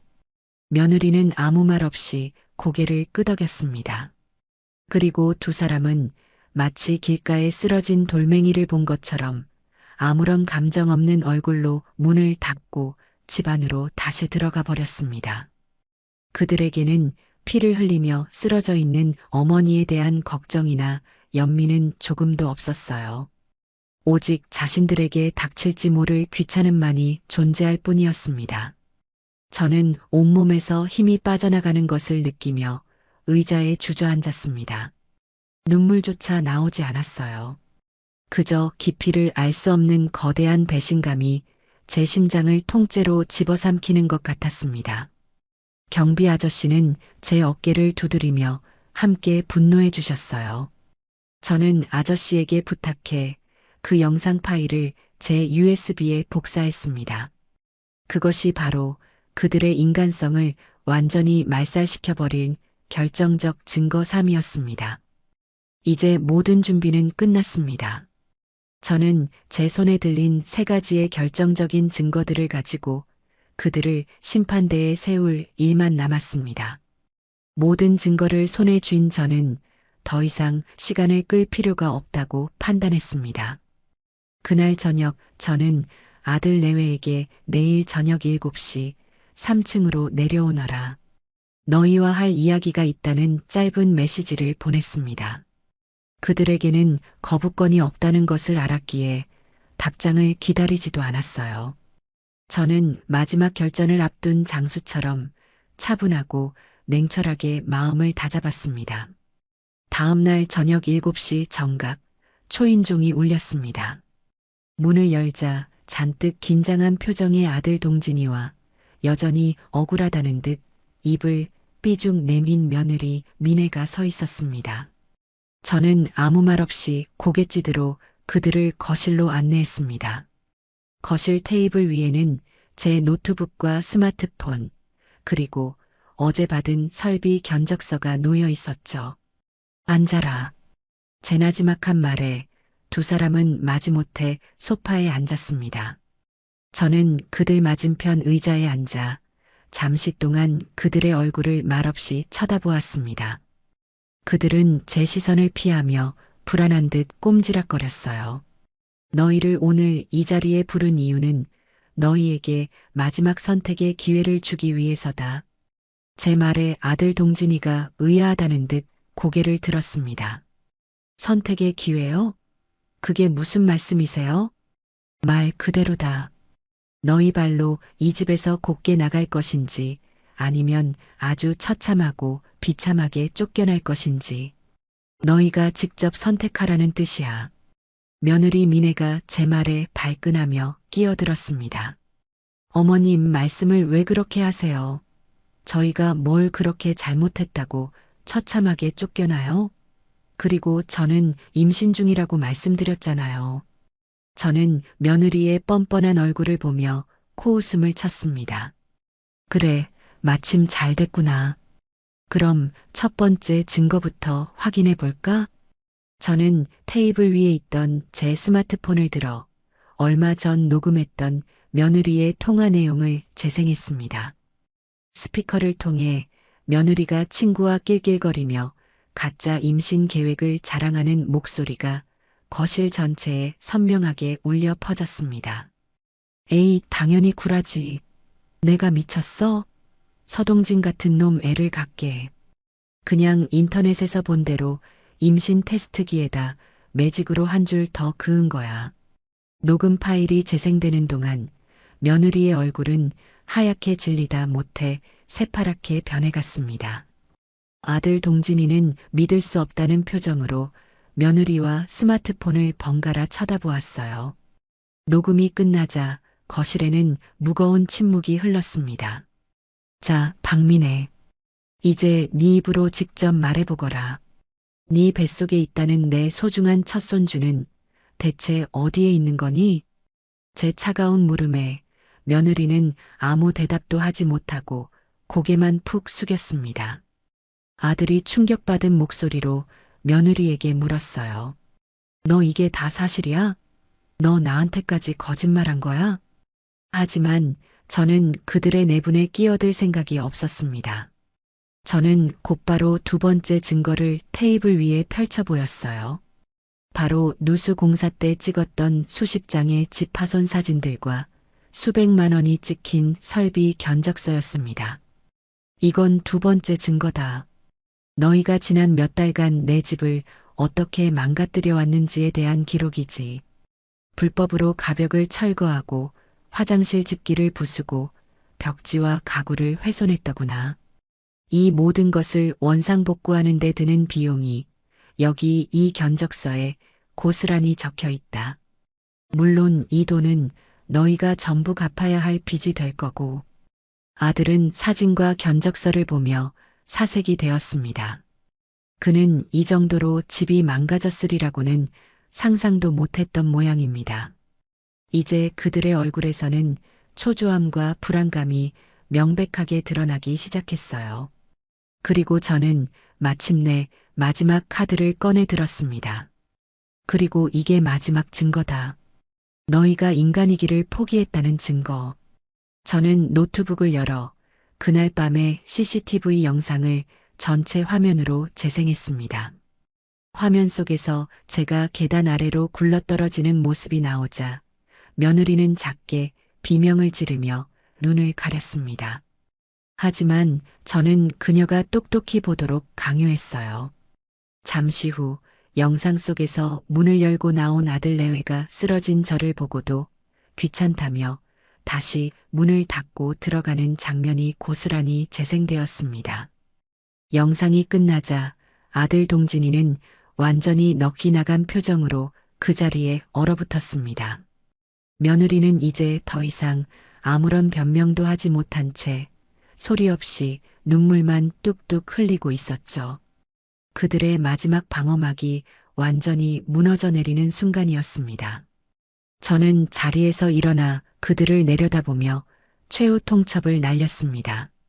일주일의 시간을 주겠다. 다음 주 오늘까지 이 집에서 너희의 모든 짐을 빼서 나가라. 만약 약속을 지키지 않으면 나는 이 모든 증거들을 가지고 곧바로 명도소송을 진행할 거다. 물론 재물손괴와 절도 그리고 주거침입에 대한 형사고소도 함께 진행하겠지. 변호사와 이미 모든 이야기는 끝마친 상태다. 너희가 어떤 선택을 하든 나는 상관없어. 다만 법정에서 이 모든 증거들이 공개되고 너희가 전과자가 되는 꼴을 보고 싶지 않다면 알아서 현명하게 판단하는 게 좋을 거다. 제 말이 끝나자 아들 동진이가 마침내 무릎을 꿇었습니다. 그는 바닥에 엎드려 제게 빌기 시작했어요. 엄마 아니 어머니, 제가 정말 잘못했습니다. 제가 미쳤었나 봐요. 제발 한 번만, 마지막으로 한 번만 용서해 주세요. 네, 제가 다 책임질게요. 미네랑 헤어지고 제가 평생 어머니께 속죄하면서 살게요. 제발 소송만은. 아들의 애원은 처절했지만 제 마음은 조금도 움직이지 않았습니다. 저는 이미 너무 많은 상처를 받았고 너무 멀리 와버렸기 때문이죠. 서동진, 너한테 용서를 빌 대상은 내가 아니다. 네가 버린 네 자신의 인간성이겠지. 그리고 나는 이미 너를 내 아들이라고 생각하지 않기로 했다. 그러니 더 이상 나를 어머니라고 부르지 마라. 저는 차갑게 말을 뱉고 돌아섰습니다. 더 이상 그들의 얼굴을 마주하고 싶지 않았어요. 선택은 너희의 몫이다. 그럼 이제 그만 나가보거라. 내 집에서. 제 마지막 말에 아들 내외는 더 이상 아무 말도 하지 못하고 망연자실한 표정으로 자리에서 일어났습니다. 그들은 마치 영혼이라도 빠져나간 사람처럼 힘없이 비틀거리며 현관문을 향해 걸어갔어요. 철컥하고 현관문이 닫히는 소리가 들리고 집안에는 다시 정적이 찾아왔습니다. 저는 한동안 그 자리에 서서 길고 길었던 싸움의 끝을 실감했습니다. 속이 후련했지만 한편으로는 가슴 한구석이 아릿하게 저려왔어요. 하지만 저는 후회하지 않았습니다. 이것은 제 자신을 지키기 위한 그리고 제 남은 인생의 평화를 되찾기 위한 가장 최선의 선택이었으니까요. 제가 제시한 최후 통첩과 명백한 증거들 앞에 아들 내외는 완전히 백기를 든 것처럼 보였습니다. 그날 이후 4층은 쥐 죽은 듯이 조용했어요. 하지만 저는 그들이 순순히 물러날 위인들이 아니라는 것을 잘 알고 있었죠. 일주일이라는 시간 동안 그들은 어떻게든 상황을 뒤집어 보려고 마지막 발악을 하기 시작했습니다. 그들이 선택한 첫 번째 무기는 거짓 소문과 동정심 유발이었습니다. 며느리 미네는 매일같이 동네 시장이나 마트를 돌아다니며 만나는 이웃들마다 붙잡고 눈물로 하소연을 하기 시작했습니다. 제가 평생 모은 재산을 독차지하려고 이제 막 임신해서 몸도 가누기 힘든 며느리와 하나뿐인 아들을 길바닥으로 내쫓으려는 악독한 시어머니라는 것이 소문이 주된 내용이었죠. 심지어 제가 쓰러졌던 날의 일까지 교묘하게 왜곡해서 마치 자신이 저를 극진히 간호했지만 제가 그것도 모르고 배은망덕하게 군다는 식으로 이야기를 꾸며냈습니다. 며칠 뒤 2층에 사는 새댁이 걱정스러운 얼굴로 저를 찾아왔습니다. 혹시 무슨 일 있으세요? 요즘 동네에 상한 소문이 돌아서요. 어머님이 돈 때문에 아들 며느리 두 분을 내쫓으려 한다고 임신한 몸으로 갈 곳도 없다고 울면서 이야기하고 다니더라고요. 저는 쓴웃음을 지으며 고개를 저었습니다. 걱정해줘서 고마워요, 새댁. 하지만 그거 다 거짓말이에요. 곧이곧대로 믿는 사람은 없으니 너무 신경 쓰지 말아요. 네, 저도 물론 믿지 않아요. 그동안 사칭 때문에 저희까지 얼마나 시끄러웠는데요. 다들 알게 모르게 쉬쉬하고 있었지만 사층 사람들 행동이 비상식적이라는 건 동네 사람들 대부분이 알고 있어요. 그러니까 너무 속상해하지 마세요, 어머님. 새댁의 따뜻한 위로에 저는 진심으로 고마움을 느꼈습니다. 다행히도 그들의 유치한 여론전은 별다른 효과를 거두지 못하는 듯 했습니다. 제가 지난 10년간 이 동네에서 쌓아온 신뢰와 그들이 그동안 보여준 민폐 행동들이 그들의 거짓말보다 더 강력한 증거가 되어주고 있었던 거죠. 하지만 그들의 발악은 여기서 그치지 않았습니다. 며칠 뒤 저는 외출 후 집으로 돌아오다가 계단에서 며느리와 마주쳤습니다. 며느리는 일부러 들으라는 듯 통화하는 척을 하며 큰 소리로 말하고 있었어요. 응, 엄마. 나야. 나 어떡해. 어머님이 결국 우리 보고 나가래. 보증금도 한 푼 못 돌려주겠다고 하시네. 뱃속의 아기는 어떡하고 우리 이제 정말 길바닥에 나앉게 생겼어. 저는 그 가증스러운 연극을 더 이상 지켜볼 수가 없었습니다. 저는 며느리에게 성큼성큼 다가가 그녀의 손에 들린 스마트폰을 빼앗아 들었습니다. 통화 화면은 꺼져 있었고 그저 까만 대기 화면만 보일 뿐이었죠. 쇼는 이제 그만하지 그러니. 네 그 더러운 입에 엄마라는 말을 올리는 것도 역겹구나. 그리고 어디서 감히 있지도 않은 보증금 타령이야? 너희는 이 집에 몸만 들어와서 내 등골을 빼먹었을 뿐 나한테 단돈 10원 한 장 준 적이 없어. 제 일갈에 며느리의 얼굴이 하얗게 질렸습니다. 마침 계단을 오르던 다른 이웃이 그 광경을 목격하고는 혀를 차며 한마디 거들었습니다. 아이고, 4층 세댁. 그렇게 살면 못 써. 그동안 시어머님 속을 얼마나 썩였으면 저러시겠어. 어른한테 그러면 벌 받는 거야.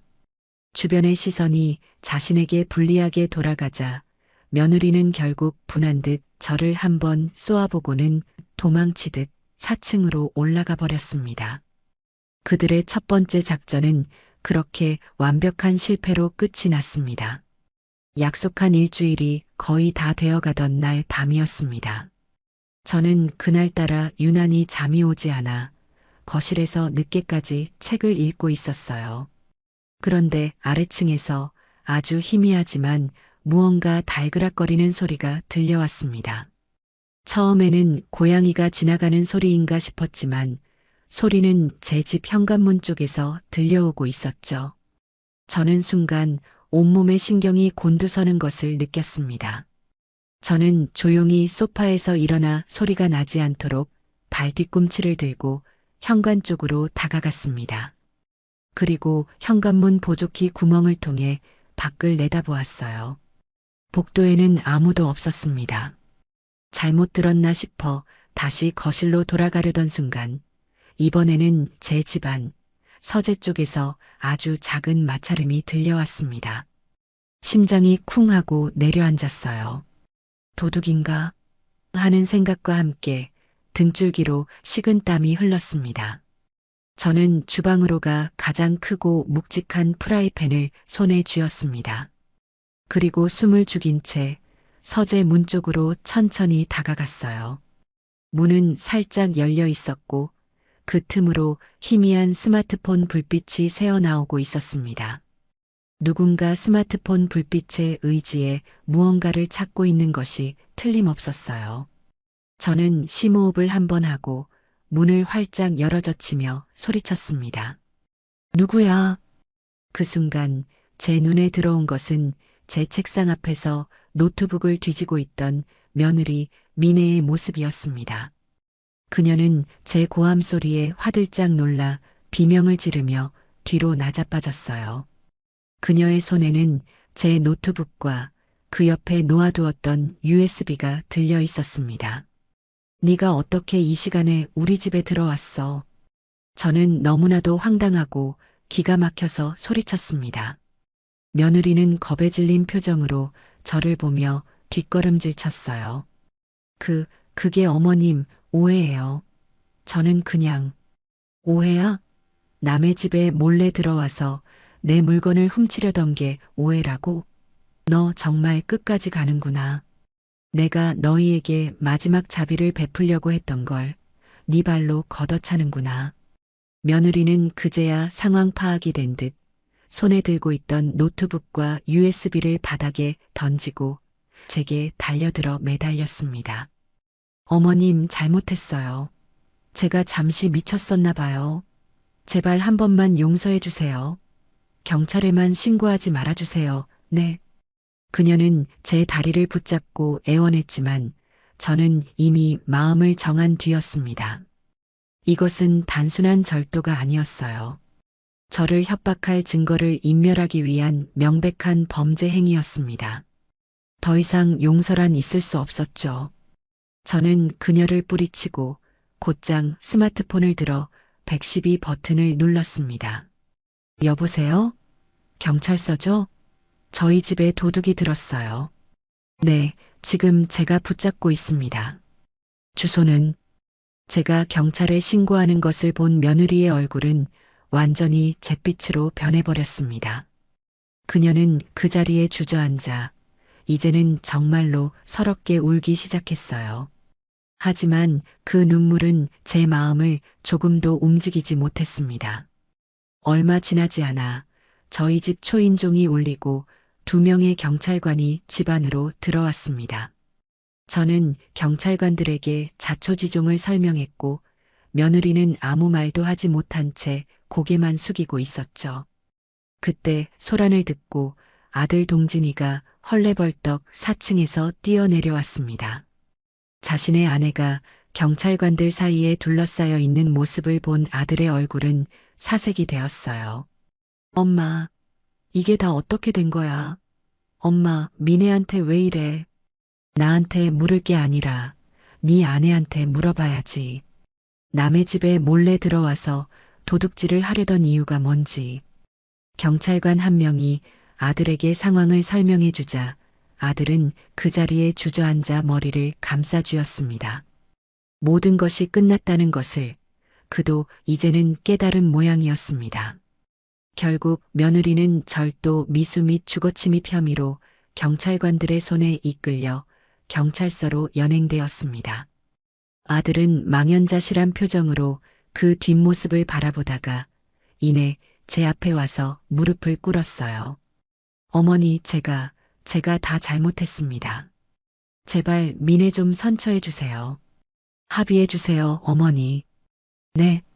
저는 무릎 꿇은 아들을 그 어떤 감정도 담지 않은 눈으로 차갑게 내려다보았습니다. 선처? 아베, 이제 와서 그런 말이 나온다는 게 우습구나. 너희는 내가 베푼 마지막 기회마저 걷어차 버렸다. 이제 모든 것은 법의 심판에 맡길 뿐이야. 그리고 너도 명심해라. 내일 아침까지 이 집에서 너희들의 모든 짐을 빼지 않으면 너 역시 무단 점거 및 퇴거 불응으로 함께 고소할 테니. 제 단호한 선언에 아들은 더 이상 아무 말도 하지 못하고 그저 흐느끼기만 했습니다. 그들의 마지막 발악은 결국 스스로를 파멸로 이끄는 가장 어리석은 수가 되어버렸습니다. 그날 밤 며느리가 경찰서로 연행되면서 길고 길었던 전쟁은 사실상 종결되었습니다. 아들은 밤이 새도록 제게 전화를 걸어 합의해 달라고 애원했지만 저는 묵묵부답으로 일관했어요. 날이 밝자마자 아들은 변호사를 통해 오늘 중으로 반드시 집을 비우고 모든 피해를 보상하겠으니 아내에 대한 고소만은 제발 취하해 달라는 내용의 합의서를 보내왔습니다. 저는 변호사와 상의 끝에 모든 짐을 빼고 집을 원상복구시키는 것을 확인한 뒤에 고소 취하를 고려해 보겠다는 조건부 답을 보냈죠. 그날 아침부터 4층은 그야말로 아수라장이었습니다. 이삿짐 센터 직원들이 쉴 새 없이 드나들었고 가구가 끌리고 물건이 부딪히는 소리가 온 집안을 울렸습니다. 저는 그 소리를 들으며 제 몸에서 악성 종양을 떼어내는 수술을 받는 듯한 기분을 느꼈습니다. 아프고 고통스럽지만 반드시 겪어야만 하는 과정이었죠. 오후가 되어 짐이 거의 다 빠져나갔다는 연락을 받고 저는 미리 연락해둔 인테리어 업체 사장님과 청소 전문업체 팀장님 그리고 변호사와 함께 4층으로 올라갔습니다. 문을 열고 집 안으로 들어서는 순간 저희는 모두 할 말을 잃고 말았습니다. 그곳은 사람이 살던 집이 아니라 마치 폭격을 맞은 폐허와도 같았기 때문입니다. 그들은 단순히 짐을 빼서 나간 것이 아니었습니다. 자신들의 분노와 증오를 집안 곳곳에 토해내고 떠난 것이었죠. 거실 벽지에는 날카로운 것으로 그은 듯한 상처가 가득했고 바닥에는 담뱃불로 지진 자국이 여러 군데 나 있었습니다. 주방 싱크대는 음식물 쓰레기로 막혀 악취를 풍기고 있었고 화장실 변기는 부서진 채 나뒹굴고 있었어요. 심지어 안방 벽에는 검은색 레커로 돈밖에 모르는 독한 할망구, 지옥에나 가라는 끔찍한 저주까지 적혀 있었습니다. 함께 온 업체 사장님들은 연신 혀를 차며 고개를 저었습니다. 사장님, 제가 이 업계에서 수십 년 일했지만 이렇게 악의적으로 집을 망가뜨리고 나간 경우는 처음 봅니다. 이건 단순한 파손이 아니라 명백한 재물 손괴죄에 해당합니다. 변호사 역시 심각한 표정으로 고개를 끄덕였습니다. 저는 말없이 스마트폰을 꺼내 그 참혹한 현장을 하나하나 사진으로 담았습니다. 그리고 그 사진들을 곧바로 아들의 휴대폰으로 전송했어요. 사진을 확인한 아들에게서는 곧바로 전화가 걸려왔습니다. 그의 목소리는 다급함과 공포로 심하게 떨리고 있었죠. 어머니, 이건 제가 그런 게 아니라 미네가 어젯밤에 너무 흥분해서 그만. 누가 했는지는 중요하지 않다. 너희 둘의 공동 책임이니까. 나는 지금부터 이 모든 피해 내역에 대한 손해배상 청구서를 작성할 거다. 그리고 이 사진들은 네 아내의 고소장에 증거자료로 추가될 예정이고 너희는 이제 절도 미수뿐만 아니라 재물손괴죄까지 추가된 거다. 축하하구나. 제 차가운 말에 아들은 거의 울부짖다시피 했습니다. 잘못했어요. 어머니, 저희가 정말 다 잘못했어요. 지금 당장 올라가서 제가 다 치울게요. 싹싹 빌게요. 제발 고소만은 하지 말아주세요. 저는 아무 대답 없이 전화를 끊어버렸습니다. 잠시 후 아들이 미친 사람처럼 4층으로 뛰어 올라왔습니다. 그는 폐허가 된 집을 보며 망연자실한 표정을 짓다가 이내 제 앞에 무릎을 꿇고 머리를 바닥에 찍기 시작했어요. 어머니, 제가 죽일 놈입니다. 제가 사람 보는 눈이 없어서 어머니께 이런 씻을 수 없는 상처를 드렸습니다. 제발 저를 벌해주시고 미래는 한 번만 용서해 주세요. 저러다 정말 큰일 나요. 그의 사죄는 진심처럼 보였지만 이미 엎질러진 물이었습니다. 저는 무릎 꿇은 아들을 그 어떤 감정도 담지 않은 눈으로 차갑게 내려다보았습니다. 일어나거라. 네가 머리를 찧어야 할 대상은 내가 아니다. 네가 망쳐버린 네 자신의 인생이겠지. 저는 변호사에게 눈짓을 보냈습니다. 변호사는 미리 준비해온 서류를 아들에게 내밀었어요. 그것은 모든 원상복구 비용 및 정신적 피해 보상금을 10년간 분할 상환하고 아내의 형사처벌에 대해 1절 2일을 제기하지 않겠다는 내용의 합의서였습니다. 여기에 서명해라. 그러면 네 아내에 대한 고소는 재물손괴죄를 추가하는 선에서 끝내주마. 만약 서명하지 않는다면 나는 오늘부로 너와의 모든 관계를 끊고 너희 둘을 내 인생에서 가장 잔인한 방법으로 파멸시킬 거다. 아들은 떨리는 손으로 합의서를 받아들고 한참을 망설였습니다. 하지만 그에게는 다른 선택지가 없었죠. 결국 아들은 함께 온 변호사가 지켜보는 앞에서 합의서에 도장을 찍었습니다. 평생을 갚아나가야 할 굴레를 스스로의 손으로 짊어지게 된 겁니다. 모든 절차가 끝나고 아들은 마지막으로 제게 고개를 숙였습니다. 어머니 부디 건강하세요. 그리고 정말 죄송했습니다. 그것이 제가 아들에게서 들은 마지막 말이었습니다. 저는 아무 대답도 하지 않았어요. 그저 굳은 얼굴로 그가 텅 빈 집을 뒤로하고 힘없이 걸어나가는 뒷모습을 지켜볼 뿐이었습니다. 그가 완전히 시야에서 사라졌을 때 저는 저도 모르게 아주 깊은 한숨을 내쉬었습니다. 길고 길었던 전쟁이 드디어 끝났습니다. 텅 비고 망가진 4층 집에 홀로 서서 저는 창밖을 바라보았습니다. 이제는 더 이상 저를 괴롭힐 소음도 저를 할킬 날카로운 말들도 존재하지 않았어요. 오직 완벽한 고요함만이 집안을 가득 채우고 있었죠. 그 고요함 속에서 저는 비로소 제가 제 삶의 온전한 주인이 되었음을 실감했습니다. 아들 내외가 핥히고 간 상처는 생각보다 깊고 추악했습니다. 4층 집은 그들의 증오와 악의로 가득 찬 거대한 쓰레기 더미나 마찬가지였죠. 저는 그날부터 제 인생의 대청소를 시작했습니다.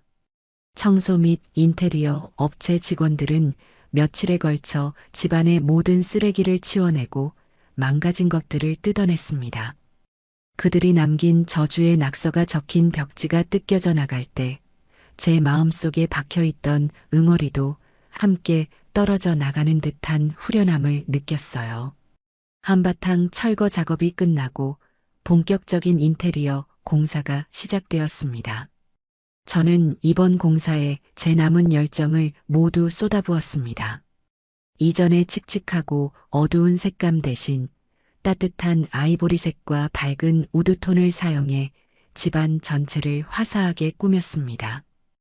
햇빛이 잘 들도록 창문도 더 크고 넓은 것으로 교체했죠. 망가졌던 화장실은 호텔처럼 고급스럽고 깨끗한 공간으로 다시 태어났고, 엉망이었던 주방은 요리하는 즐거움을 느낄 수 있는 실용적이고 아름다운 공간으로 바뀌었습니다. 공사가 진행되는 동안 저는 매일 현장에 나와 일하시는 분들을 챙기고 집이 변해가는 모습을 지켜보았습니다. 그것은 단순한 공사가 아니었어요. 저에게는 상처 입은 제 자신을 치유하고 새로운 삶을 준비하는 과정과도 같았습니다.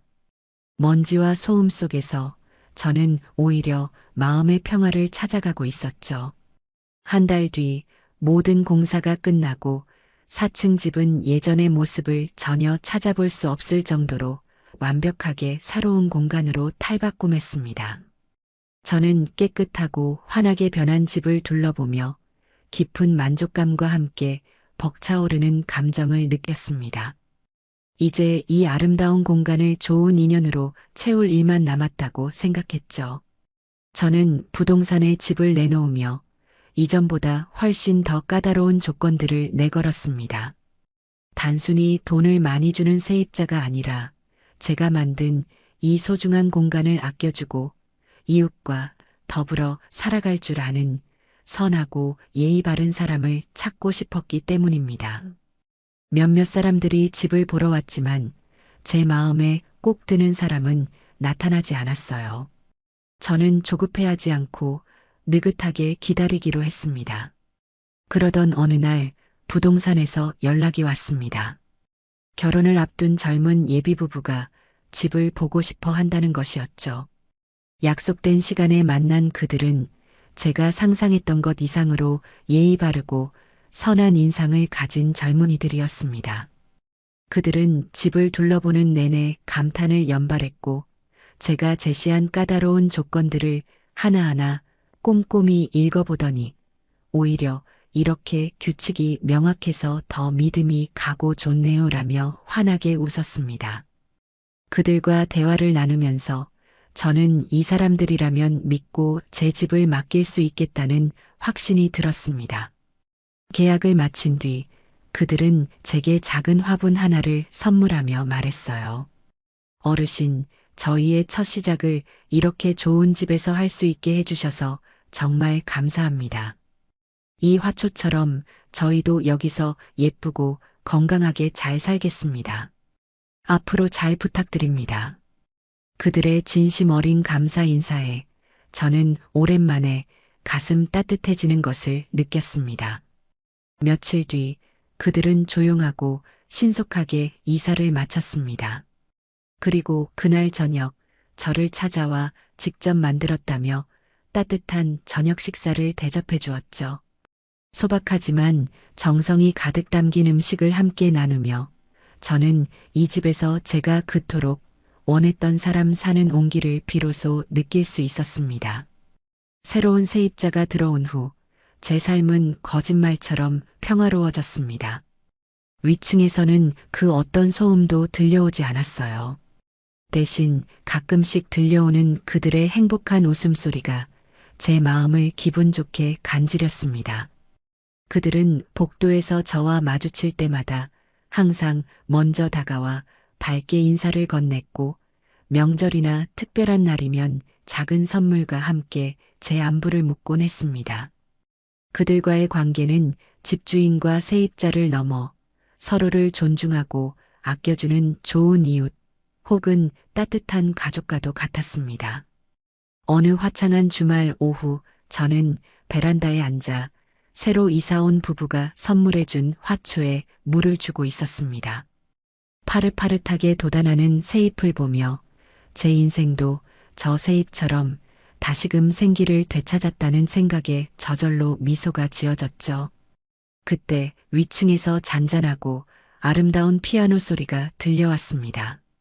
새댁이 취미로 피아노를 친다는 이야기는 들었지만 실제로 그 연주를 듣는 것은 처음이었습니다. 그녀의 연주는 소음이 아니라 제 고요한 오후를 더욱 풍요롭게 만들어주는 아름다운 선율이었어요. 저는 눈을 감고 그 음악을 감상했습니다. 따스한 햇살, 기분 좋은 바람, 아름다운 피아노 선율, 그리고 그 무엇에도 방해받지 않는 온전한 평화. 저는 제가 그토록 바라던 모든 것을 마침내 손에 넣었습니다. 아들 내외의 소식은 더 이상 들려오지 않았습니다. 며느리는 결국 재물손괴 및 절도 미수 혐의로 벌금형을 선고받았고 아들은 그 모든 빚을 갚기 위해 밤낮 없이 일하고 있다는 소문만 어렴풋이 들려올 뿐이었죠. 하지만 그들의 삶이 어떻게 되든 이제 저와는 아무런 상관이 없는 일이었습니다. 그들은 스스로의 선택으로 제 인생에서 완벽하게 삭제되었으니까요. 저는 더없이 맑고 높은 가을 하늘을 바라보며 아주 오랜만에 진심으로 행복한 미소를 지었습니다. 바람결에 묻어나는 풀냄새가 길고 아팠던 시간의 마지막 페이지를 부드럽게 넘겨주는 것만 같았어요. 제 손으로 자식과의 연을 끊어내는 것은 제 살점을 도려내는 것보다 더한 고통이었습니다. 결코 원하지 않았던 길이었고 걷는 내내 수없이 망설이고 무너졌죠. 하지만 결국 상처투성이인 나 자신을 외면하지 않고 끝까지 지켜내는 것이 제가 제게 해줄 수 있는 마지막이자 가장 큰 사랑이었습니다. 저는 조용히 눈을 감고 이 모든 풍파를 견뎌낸 제 자신에게 나지막이 속삭였습니다. 이예숙, 정말 고생 많았어. 그리고 이 평화를 온전히 누릴 자격이 너에게는 충분히 있어. 충분히 있어.